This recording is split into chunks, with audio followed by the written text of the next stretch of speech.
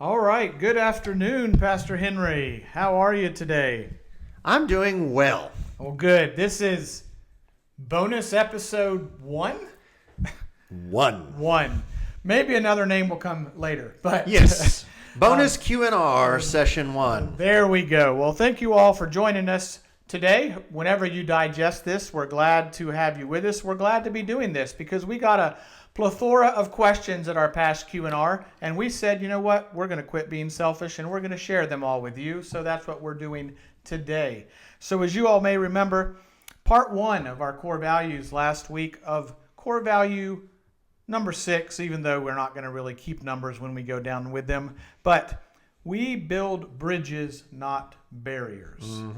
And so we have a few questions that were submitted that we're going to jump right into. So question number 1, and these are going to be read as they were submitted, but do you believe, based on the lesson today, building bridges, not barriers, this is the reason many churches fail or stop growing? And then a sort of secondary comment to that was the individual notated they've seen a lot of churches that are stuck in their way. They don't welcome new ways of thinking or new ideas. Okay. I appreciate the heart in that. The second part almost sounded a bit like commentary. So we'll try and stick to the question part.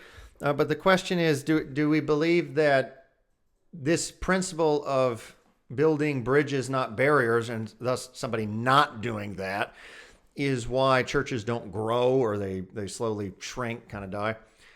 The short answer to that is I think that is a major component as to why. I don't think it's the only thing, but it is part of it, right? Because if the gospel is about going to the lost, and by lost, I know that's a charged term, but people would say someone who's not in a relationship with God, or positive one at least with God, and you would say that they are lost, they're worldly, whatever term you want to give, and yet we disassociate from those people, then we're only ever hanging around people who know God already. You're not really sharing anything. So yes, I think that would be a major component. Why? If we're not engaging with people, how can you get new believers? And to be fair, I think from a Adventist context, we've had a tendency to focus our evangelism on already existing Christians that we then try and convince they're slightly off on something and come here. We've not traditionally really focused in anything other than our words on reaching people totally disengaged from church life. And that probably, again, that's kind of slightly moving into another nuance, right? That if we're not used to communicating to people who don't know the gospel, then no wonder our evangelism probably struggles with that as well. So there's a lot of different things that might all kind of connect. But yes, in this case, I think our hesitancy to be around non-believers, probably because we think I need to build barriers to protect from them, that's going to limit your exposure to a pool of prospective new believers. So if you have no new pool of new believers, you only got the ones you got. And eventually, if the Lord doesn't come back, you die. So just like a life cycle of a person, if you're not reproducing, you will eventually die. And churches do the same thing. All right, perfect. Building is very important to us and His kingdom. So sort of taking that to an immediate application point, I'm going to take a portion of this question and combine it with another one that we also received that are similar in theme. Ooh, people's minds going the same place. That's right, and that's great. But I'm going to read both of them here before you answer. So based upon the previous portions of this where some of those reasons may fall churches to stop growing, we at the Seventh Collective, of course, definitely don't want to be in that category. So here we go. How should one begin to bring these new ideas into the church? All right, here and now. And then similar question, how can we better do this before we move downtown? And again, before we move downtown quickly is relating to, as people know, we're the Seventh Collective that is in the transition phase of going into a new church building downtown. So that's what that relates to. Yes, we're renting in a current building before we move into the one that will eventually be our permanent location. So the question is, how can we bring these principles into our lives? And again, I assume this is related to the core value we're talking about. The principle that they want to incorporate is building bridges, not walls. I mean, the first step would be admitting that it's something we need to learn, right? I mean, the first thing is realizing we have to reprogram through the help of the Holy Spirit our minds to realizing that the non-believer is not the icky danger to me in and of themselves just by being a non-believer. And then also realizing it's not healthy to, almost like a monk or a nun, I think we talked about this, isolate ourselves from the world around us, right? So it's a good question to say intentionally, how do I implement this? It start being practical. First, admitting, or maybe not even just admitting, just asking yourself, how many people do I know that aren't part of my church or are not Christians? And if it doesn't take you but 1 second to realize, I don't know anybody, the first application would be, you probably need to find biblically acceptable ways to interact with people you don't know. In an age where, and by that, I don't mean flame warring on Facebook. Okay, I mean actually face-to-face interacting with someone, right? That might mean you need to be more intentional, as uncomfortable that is, maybe going to places in Greenville where people go. Acceptable places, right? I'm not saying you rush down and go to the strip joint, but I'm saying find places that people gather that maybe are not believers. I mean, there'll be believers there too. You won't know until you engage with people probably. Right, but be intentional about expanding your social experiences, right? I mean, that's to the question someone says, well, how can we do this before we move downtown? Expanding your social circle can be done no matter what building the church meets in, right? I mean, you can do that anywhere, wherever you are, even in your neighborhood. How many of your neighbors do you know? Now, you might go, well, half of them are Christian. Okay. I mean, start there if you think it's even safer. Let's forget the non-believer thing for a minute. How many people who aren't part of your particular denomination do you hang out with? Right? I mean, if you're particularly worried, like, God, you're going to have to really work on my heart and give me a little bit more courage to be with the people I'm really scared of, well, maybe you'd feel a little less scared of people who claim to follow the same Jesus. We may have differences in certain theologies, but start there. Are we intentionally interacting with people we do not know? And now I'm going to get really specific. Let's talk about in the church for a moment. By interacting with people we don't know, that can also be practiced during the main service. I'm not going to say names, but I have noticed a tendency just with myself and a few people I've talked to. As soon as church is over or right before the service begins, it's natural for humans, but think about this. When you go to church, who do you seek out to speak to before the service is beginning or when it's ending? When you go to Bagel Bar, which we're now doing every week, woo, woo, woo, cinnamon rolls. Okay, anyway, right? I mean, when you do that, who do you go talk to? Do you spend all your time talking to the same people every single week? Right? I hear people all the time go, wow, I love it, the Seventh Collective. I see so many new faces. And then usually my follow-up is, do you know any of these new faces? To which they go, no. And I go, did you make an effort to speak to them? And then they usually go, no. Right? I mean, yes, it's good to have friends. And I'm not saying you can't speak to people you know at church, but here would be a good practice point, very practical. When you show up to church, find one person you do not know and try and say something to them more than just hi and walk by, right? Try to get to know somebody. I mean, as a church, let's pick on ourselves for a moment. This is why first impressions is so important, right? It's the idea of engaging with visitors. We get a lot of visitors, and we're thankful for that at the Seven Collective, but it's engaging with people more than just saying hi at a door and letting them walk by. It's trying to get to know people. And it's funny to me that one of the hardest jobs we're having right now to fill as a church is first impressions people willing to talk to new people. So maybe, I'll give you a very practical, if you think, all right, Lord, I want to learn to talk to new people. I want to try and expand my circle. How about you try it at church? How about you join one weekend a month at First Impressions and spend your service not just talking to people you know or just sitting there and listening maybe to me or Pastor Michael who you know, but talking to somebody you don't know. Practice in the safety of church. At least they're there for some reason that might be related to God. You at least have one thing in common. You're both in the same location. Phenomenal. Hey, because church growth is going to happen not because of anyone in this video camera view right now. It's going to happen because of people that are excited about his work and what he does in your individuals' lives. You know, one small practical thing I even heard this past week was on this. It was a pastor having to be intentional about interacting with people that they don't usually interact with. Mm-hmm. And he had to put himself in a golf league. So Every week, he now is in a golf league where he knows nobody. And then there are individuals that aren't in his congregation, and he's now doing that intentional interaction. Lots of ways that this could be done. But Yeah. let's get on to our next one. Ooh. All right. So, next question here. What should we be asking from God in order to fulfill the gospel preaching order? Secondary portion of that. What should we do apart from sit and wait for God's answer to actually live the life Jesus expects us to live and share it? Okay, to be fair, if this was, live, my follow-up question to that would be, what does this individual mean by the gospel preaching order?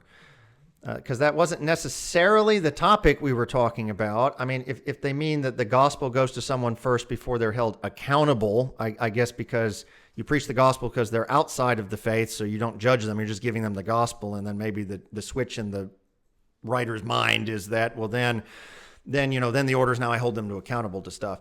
I mean, how do we fulfill the gospel preaching order? The first thing kind of goes back to what we said before. Am I engaging in gospel preaching? Am I interacting with people who don't know the gospel? Right? So that'd be step one is, again, what are we doing to engage with people we don't know? Right? You can't, it's not fishing if all the fish are already in your tank. Right? You got to go find, which, by the way, is one of the reasons we're going downtown, because, and this is a Christian cliche, but if we're called to be fishers of men, you can't fish where there's no fish. You got to go where the fish are. And in Greenville, South Carolina, at least in our local context, downtown is where most people, especially non-believers, go, which is why I know some people are scared. Like, oh, why would I go down there? There's all of that. We talked about that this past week. But we're going there because that's where the people that need to hear the gospel are. So how do we, apart from asking God, which I hope you don't do it apart, but I know what they're saying. Yes, you got to pray to God for that, but how do you fulfill it? Start small. Say, God, give me opportunities to start practicing this, either by having the courage to try first impressions once a month at church, or just talking to someone at church I don't know, or talking to a neighbor, or intentionally, like you said, I think in the earlier question, joining something that's biblically appropriate that I can relate to get to know people.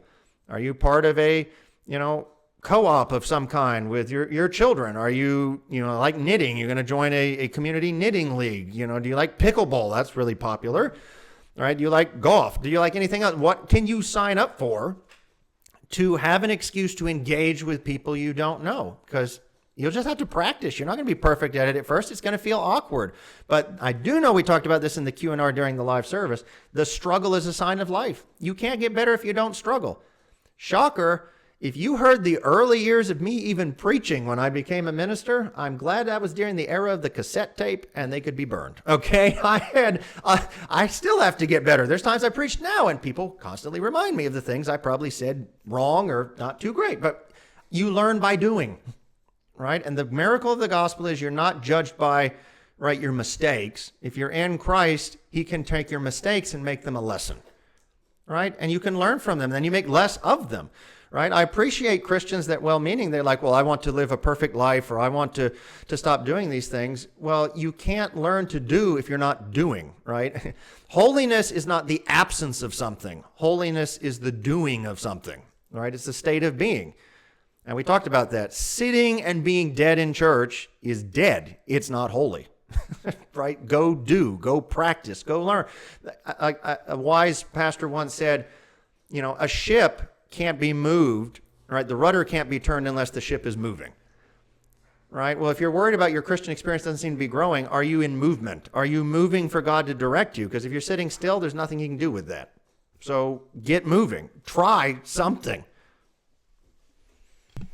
All right, perfect. A lot of good things here, everybody. And again, we're glad that you all submitted these and that we're having to do this. So in our future Q&Rs, keep them coming. And that leads us to our last one. That is, again, a two-parter. So we got 4 questions, but it actually ended up being about 7 or 8 questions. Some of you sneak in multiple questions in your question. That's right. So, and this one, again, a little bit of connection to multiple things. So I'll plug this in really quick here. But setting context, story of Achan post Jericho, all right, where the actions of one condemn a community. So, 2 parts here. In modern church, do we apply that to all members or just leadership? Okay, so this wasn't really the topic we spoke of directly. We were in 1 Corinthians. I'm going to guess that this question is influenced by the Sabbath School Quarterly, which I know has been going through the book of Joshua. So if you're like, who is this Achan that they're referring to in Jericho? This is a story, if I remember correctly, this is in Joshua 7, I believe. This is right after, it's referring to a man, an Israelite, who they were supposed to destroy everything in Jericho, and he took some of the precious things and he buried it in his tent because he wanted a little side nugget of an investment, I guess. And so then right after Jericho, the Israelites go to try and take this other little puny town. They would have thought, yeah, this is easy. And they get like slaughtered, like they can't win. And it was so lopsided a slaughter that should not have gone that way, that even, the average person was like, that would have had to have been some sort of divine prevention of this working, because the odds even without God were really in our favor. And so they go talk to God and they find out there's this disobedient Israelite in the camp. Now, actually, that brings up a good point. Good thing I have my Bible app here. Let me go to 7. I want you to notice something, because I want to correct something in the question. The question kind of comes across as, well, what do we do with one person condemns the whole community? And I think, I'm going to guess, not knowing who wrote this, I'm going to assume the question is, well, if you're not judging outsiders and they're doing evil stuff, well, then doesn't that condemn the entire community, right? There's that struggle too. Well, if I just don't condemn them then, and they just keep doing their behavior and they're not interested in the gospel, then aren't we going to be punished for that? I would point this out. Let's see, Joshua 7. Yes, okay. Verse 10 and 11. This is God responding to Joshua after the failure of them trying to take this little town. And he's like, what gives? Okay. And this was God's response. This is, okay, good. I'm remembering correctly. Follow me here. So the Lord said to Joshua, rise up. Why is it that you've fallen on your face? Because Joshua's like down on the ground crying and pleading with God, like, why did we get defeated? And he says this in verse 11. Israel has sinned, and they have also transgressed my covenant which I commanded them, and they have even taken some of the things under the ban and have both stolen and deceived. Moreover, they have put some among their own things. This is going to refer to Achan in a moment. They're going to figure out it's him. I want you to notice something in God's response. He didn't say the non-believers have sinned. The problem with their failure was not that they didn't go whack the town or anything else. The problem was they, the people who knew better, were not, this goes right to 1 Corinthians where we were, they were not living what they were, the believers were not living what they were supposed to. The community that's, quote, to use that, I don't even like that terminology, but the community that's condemned is, yes, the Israelites, but for a sin within Israel, not a sin in Canaan. Okay, so to that point, God is not holding Israel to account that the other nations in Canaan are not living the truth. Okay, he's dealing with Israel because Israel's not living the truth. So that goes back to what Paul said. He said, you judge your house. You don't judge the outsiders. God will judge them. Nowhere here says God's ignoring them, but he said, no, I'm going to deal with you because you're not dealing with yourselves. The second thing I'd like to point out, and I'll try and keep my commentary about this month's quarterly to myself, but how it's been written, but I'll say this. The lesson of Achan is not so much one person messes up and God punishes the whole community. The lesson of Achan, you have to remember this, a lot of these stories we overcompensate for because we don't realize what God is trying to do with a bunch of former slaves in teaching them through object lesson, okay? Story for another time. But I'll say this, the lesson is that the community is only as strong as its weakest member, okay? And their lack of accountability with Achan and others, in this story it's going to be Achan, but their lack of involvement and investment with these people. I mean, this is, I could preach a whole sermon on this. They wait until something's terribly wrong before anyone gets invested enough to figure out what's going on in Achan's life. Uh-oh. Like, why do we wait to the point? Like, Israel's biggest sin is that it took till when Achan went past the point of it's really bad and something had to be horribly dealt with, which involves the death of an individual. Maybe in our churches is not physical death, but spiritual death of someone, before we have to we're very reactionary till we deal with it. Like, what would have happened if someone had been invested in Achan and known even way back? Did nobody see him take this stuff at all? Like, was he just wandering in Jericho by himself? When they took Jericho, the whole army was there. No, everybody was zoned out, not giving a second thought to who's around them. I'm sure our churches never do that. We come to church and give no thought about anyone else that's in there. We're just in our own world. Again, we're only as strong, yes, as our weakest member, but also by not engaging with other people in our community, we set them up for ultimate failure, but we set the community up for ultimate failure, because it's not bad enough when you have to deal with someone pretty harshly. That also punishes the community. And I don't think this is God so much punishing the community. Yes, like a child, he's giving an object lesson, but the community's already punished itself by, letting Achan get to this point. This kind of gets into that accountability thing, which we will be talking about in a couple weeks on this point. But I just want to be clear with that statement. God's not punishing Israel because they weren't busybody enough in whatever, Achan sinned, so now you all get wiped out. Like they're reaping their own punishment for not being engaged in his life. But again, that punishment is specific to Israel because of someone in Israel, not to Israel because of the people around them. Perfect. I know part one sort of covered how we interact with those outside of our faith family today.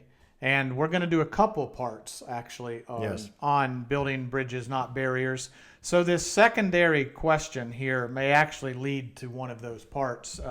But the last question here, which is part two of the first one that we just covered, is will we hold, we, being the Seventh Collective, our members accountable to the commandments and or core values?